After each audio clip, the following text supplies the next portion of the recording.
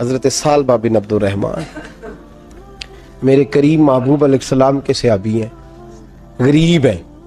غربت بڑی اعلیٰ چیز ہے، ہاں غریبی بڑی نعمت ہے، یہ آزمائش ہے، اس میں کوئی شک نہیں، لیکن قیامت والا دن پتہ چلے گا جب غریب چھلانگ لگا کے جنت میں داخل ہو جائیں گے۔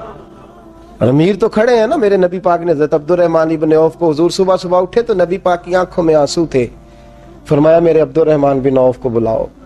حضرت عبد الرحمن بن عوف آئے تو حضور نے سینے سے لگا لیا، نبی پاک کھول کے روئے، یا رسول اللہ حضور کیا ہوا؟ فرمایا عبد الرحمن رات میں نے خواب دیکھی ہے، سارے جنت میں چلے گئے، تو پیچھے رہ گیا، تو پیچھے رہ گیا، میں کھڑا تیرا انتظار کرتا رہا، میں تیرے بغیر جا نہیں سکتا تھا، پھر تو آیا ہے تو تیرا سارا وجود پسینے سے بھیگا ہوا تھا۔ حضرت عبد الرحمن ابن عوف تڑپ کے روئے، قدموں پہ سر رہا، حضور میری غلطی۔ فرمایا یار تیرے پاس مال بڑا ہے، تجھے حساب دیتے دیتے لیٹ ہو گئی، تیرے بیگ کھل گئے، تجھے حساب دینا پڑ گیا، تو لیٹ ہو گیا، میں پریشان ہو گیا۔ حضرت عبد الرحمن ابن عوف نے 100 گھوڑا مال اوپر رکھ کے حضرت عبد الرحمن نے حضور کی بارگاہ میں پیش کیا، کہا یا رسول اللہ یہ۔ اور پتہ ہے ایک دن کیا ہوا؟ ایک دن سرکار کے وصال ظاہری کے بعد حضرت عبد الرحمن ابن عوف نبی پاک کے گھر کے دروازے کے باہر آ کے بیٹھ گئے اور یوں سر کو پکڑا ہوا ہے، رو رہے ہیں۔ حضرت ام سلمہ حضور کی زوجہ باہر آئیں، کہا بیٹا عبد الرحمن کیا ہوا؟ جب پوچھا کیا ہوا تو اور کھول کے روئے، کہا کیوں روتا ہے؟ کہا اماں جی جب تک میرے محبوب حیات ظاہری میں تھے مجھے بتاتے تھے یہ مال نہ کما، یہ کم، میں حضور سے بات کرتا تھا تو حضور روک دیتے تھے، اب مجھے ظاہراً بتانے والا کوئی نہیں، مال کے ڈھیر لگ گئے ہیں، آج حساب کرنے بیٹھا ہوں تو حساب نہیں ہو رہا، سوچتا ہوں اگر میں پھنس گیا تو مجھے کون اس سے بچائے گا؟ آپ محبوب کی زوجہ ہیں، میری ماں ہیں، میں آپ کے پاس آیا ہوں، اماں جی مجھے بتائیں میں کیا کروں؟ تو حضرت ام سلمہ بھی رو پڑی، کہنے لگے محبوب تھے، میں کہاں ان کی ترجمانی کر سکتی ہوں، میں نبی پاک کی ترجمانی کیسے کروں؟ کہا اماں جی خدا واسطے مجھے کوئی حکم دے دیں، مجھے لگتا ہے عبد الرحمن برباد ہو جائے گا، ہلاک ہو جائے گا، خدا را مجھے کچھ بتا دیں، اتنا سارا مال ہے، میں کہاں اس کا حساب دوں گا، مہربانی فرمائیں، یہ تجارتیں میرے گلے پڑ رہی ہیں۔ حضرت ام سلمہ کی جب منت کی تو فرمانے لگی جا بیٹے آدھا خیرات کر دے۔ کتنا؟ 2.5% نہیں، کتنے فیصد ہے؟ 50%، 50%۔ حضرت عبد الرحمن ابن عوف گئے اور 50% خیرات کر کے کہنے لگے اماں میں نے 50% دے دیے، میں بچ جاؤں گا نا، میں بچ جاؤں گا، میں دے آیا ہوں آدھا۔ تو حضرت ام سلمہ فرمانے لگی میں نبی پاک کی بارگاہ میں سفارش کروں گی تیری، اور نبی پاک اللہ کی بارگاہ میں سفارش کرے صلی اللہ علیہ وسلم۔ حضرت سالبہ بن عبد الرحمن، حضور دعا کر دیں، غریبی ہے۔ میرے نبی پاک نے فرمایا تجھی اس حال میں ہے بہتر ہے،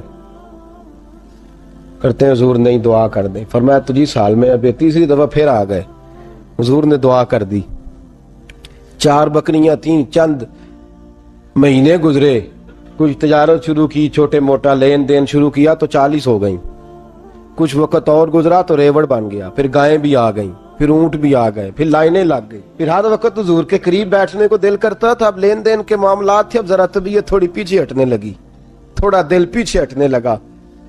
پہلے 5 نمازیں مسجد میں، پھر زور اثر کی چھٹی، میری طرف دیکھو اور دیکھو میں کیا عرض کر رہا ہوں، پھر زور اثر گئی، پھر کچھ وقت گزرا تو مغرب بھی گئی، پھر اتنی بڑی حویلی کوئی نہیں، پھر باہر جا کے مدینے سے ڈیرا لگا لیا، جمعے کے جمعے آتے، زکوٰۃ کا حکم آ گیا 2 ہجری میں، حضرت ابو ہریرہ رضی اللہ تعالیٰ عنہ امیر زکوٰۃ مقرر ہوئے، 5 اونٹوں پر 1 بکری، یہ زکوٰۃ ٹھہری۔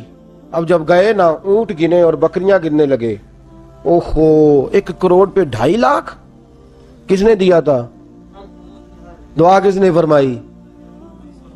اوہو اتنا، میرے پیسے بینک سے میسج آ جائے گا اتنے کم ہو گئے، اوہو بڑی مصیبت بنے گی، میرے تو خوشی ہوتی ہے جب آتے ہیں تو اب یہ والا میسج بھی چلے گا کہ اتنے مائنس ہو گئے، توبہ توبہ، پریشانی لگ گئی، بڑی طبیعت، انکار نہیں کیا، کہنے لگے حضور سے جا کے عرض کرنا میں خود آؤں گا، اور جہاں محبوبیت ہو وہاں اتنے لفظ بھی بے ادبی ہیں، وہاں ٹھہر جاؤ، سوچتا ہوں، سمجھتا ہوں، غور کرتا ہوں، یہ جملے بھی وہاں توہین ہوتے ہیں۔ محبوب ہو اور وہاں انسان سوچ سمجھ کی بات کرے، وہاں انسان، بابا بلے شاہ صاحب نے کہا عقل آخ دی چگے نو سام کے رکھ، عشق آخ دے بال کے سیکنا چاہیے ہے۔ کہا جا کے کہنا میں آؤں گا۔ سب کی زکوٰۃ لے آئے، در رسول پہ آئے، حضور نے فرمایا پہلے سالبہ کی بات بتاؤ۔ پتہ تھا نا پہلے سال، حضور اس نے کہا تھا میں آؤں گا۔ حضرت ابو ہریرہ کہتے ہیں نبی پاک نے ٹھنڈی آہ بھری، آہ ٹھنڈی، فرمایا ہلاک ہو گیا۔ اس کو کہا تھا نہ اس چکر میں پڑ، ہلاک ہو گیا، ہلاک۔ حضرت ابو ہریرہ فرماتے ہیں دو باریک باریک آنسوؤں کے قطرے بھی میں نے محبوب کی آنکھوں میں دیکھے۔ اپنا ہے نا تو دکھ ہوا، یار میرا اپنا تھا، ہلاک ہی ہو گیا ہے، کدھر چلا گیا ہے۔ ان کو بھی بعد میں خیال آیا، او ہو میں تو غریب تھا، یہ آیا کدھر سے تھا، میں تو غلامی رسول میں آتا گیا تو رب میری عزتیں بڑھاتا گیا، یہ میں کس چکر میں پڑ گیا۔ آئے لائنیں بکریوں کی لائے، حاضر کی، حضور وہ میں نے کہا تھا حضرت ابو ہریرہ سے میں خود آؤں گا، حضور میں خود لایا ہوں۔ فرمایا محبوب نے مجھے تو نہ بتا، میں تو سمجھتا ہوں، میں نے کہا تھا تو میں آ گیا ہوں۔ فرمایا چل اٹھا، دوڑ جا، لے جا۔ حضرت ابو ہریرہ فرماتے ہیں انکار محبوب نے سالبہ کو کیا، لیکن آنسو ابو بکر صدیق کے بھی نکل گئے۔ فرماتے ہیں درد عثمان غنی کو بھی ہونے لگا، تڑپ مولا علی بھی گئے۔ فرمایا جا لے جا، نہیں چاہیے تیرے پیسے۔ فرماتے ہیں سالبہ نے ہاتھ باندھے، کہا محبوبہ غلطی ہو گئی، حضور مجھے، فرمایا تجھے کہا نہ تیرے نہیں چاہیے، نکل جا۔ حضرت ابو ہریرہ فرماتے ہیں جب نبی پاک نے رخ پھیرا تو صحابہ کی زبانوں پہ بھی جاری ہو گیا یہ تو ہلاک ہو گیا۔ کہتے ہیں مدینے میں قحط پڑ گیا، محبوب نے فرمایا بلال تو بھی آج لا، ایک خشک چھوارا حضرت بلال کا قبول ہو گیا۔ لیکن سالبہ لائنیں لگی یا مال کی، فرمایا جا لے جا، تیرا قبول نہیں ہے۔ فرماتے ہیں تڑپتے رہے ساری زندگی اور مال کو دیکھ دیکھ کے آہیں بھرتے رہے، لیکن کریم نے اس تجارت کو قبول۔ حضرت ابو بکر صدیق کے پاس آئے، سرکار کے وصال، حضور قبول فرما لیں۔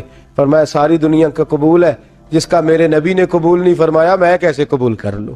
حضرت عمر فاروق کے پاس آئے، فرمایا نہ تیرا قبول نہیں۔ حضرت عثمان کے زمانے میں وصال ہو گیا۔ عزیز یاد رکھ، تجارت وہ والی کر جو تجھے نجات دے، اس چکر میں نہ پڑ جا جو تجھے الجھا دے، جو تجھے الجھا دے۔ قرآن مجید کی آیت آئی اقترب للناس حسابہم وہم فی غفلۃ معرضون، لوگوں کا حساب قریب آ گیا ہے اور وہ ابھی بھی غفلت میں پڑے ہیں، ابھی بھی 2 کے 4 اور 4 کے 10 کر رہے ہیں، حساب کا وقت قریب آ گیا۔ حضرت انس آئے مسجد سے، ایک صحابی مکان بنا رہے تھے، جھونپڑی تعمیر کر رہے تھے۔ حضرت انس کو پریشان دیکھا، کہنے لگے انس خیر تو ہے، کوئی نئی آیت تو نہیں آئی؟ تو جناب انس کہنے لگے آیت تو آ گئی ہے، رب نے کہہ دیا کہ حساب قریب آ گیا، تیاری کر لو۔ جھونپڑی بنا رہے ہیں، محل نہیں، جھونپڑی بنا رہے تھے، ابھی دیوار کچی مکمل نہیں ہوئی تھی، ہاتھ جھاڑ دیے صحابی نے۔ ادھر رخ پھیرا تو حضرت انس کہنے لگے کہاں جا رہے ہو؟ کہنے لگے بھئی میں حساب نہیں دے سکتا، میں مصطفیٰ کے پاس جا رہا ہوں، میں نے نہیں دیوار بنانی، بس بھئی میری اس دوڑ سے بس میں کوئی نہیں حساب دے سکتا، میں کمزور ہوں۔